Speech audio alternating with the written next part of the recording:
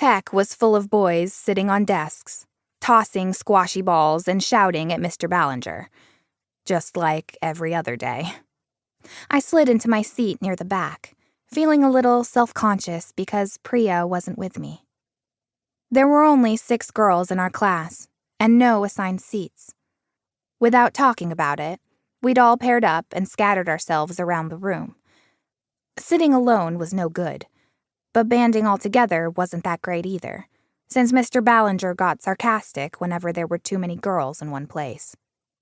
Once, Sophia had asked for help, and Priya and I had both gone over. After about 5 minutes, Mr. Ballinger had shouted, "Enough with the coffee clatch, ladies!" even though the boys were always together and never quiet.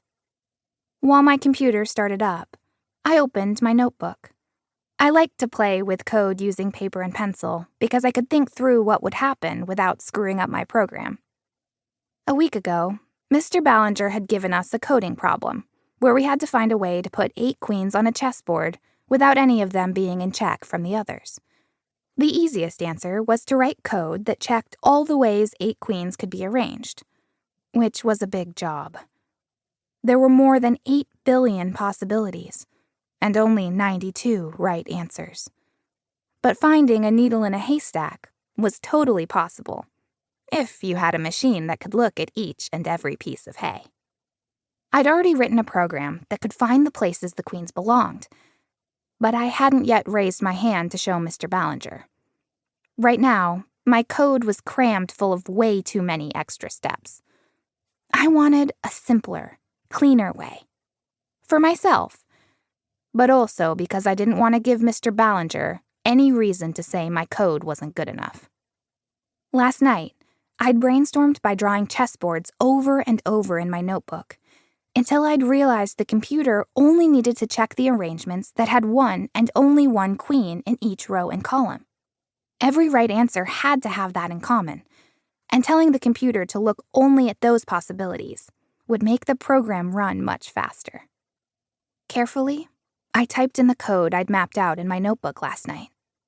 But when I ran it, the program hung up. Almost there, but not quite. Back to my notebook, line by line. When I caught a mistake, I knocked my pencil off the table in my rush to fix it. Before I could grab it, another pencil appeared in front of me. "Thanks," I said over my shoulder as I took it from the extended hand without bothering to see who it was. I couldn't afford to get distracted.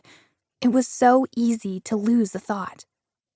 I fixed the code in my notebook and looked for mistakes one more time, but just as I was getting ready to key in my correction, a shout erupted from the front of the room. Tyler was dancing behind his seat. "I did it! I did it!" Boys rushed over to look at Tyler's screen, but Mr. Ballinger didn't tell them to sit down. Instead, he joined them, and after a moment clapped Tyler on the shoulder. "I knew you'd get it first." "It's what I do." Tyler was very, "look at me, I'm a coder," pleased with himself. He was always scrawling symbols from programming languages on his arm in Sharpie, and every single day, he wore a plain blue t-shirt because he said he didn't want to waste brain cells deciding what to wear. Mr. Ballinger thought this was cool, but I'd like to think that when I grew up, I'd be able to code and also be able to pick out a different outfit every day. Seemed like an achievable goal. Mr. Ballinger called Tyler to the front of the room and projected his solution up on the screen. When I saw it, I shook my head. Tyler's code might find the right answers, but it was so clunky. Mr. Ballinger didn't seem to care about all Tyler's extra steps, though. He tossed Tyler the candy bar offered as a prize. "Nice work, boy genius." He told us to take another couple of days to see if we could do it, now that we had Tyler's beautiful code as a model. I managed to keep my eye roll entirely mental.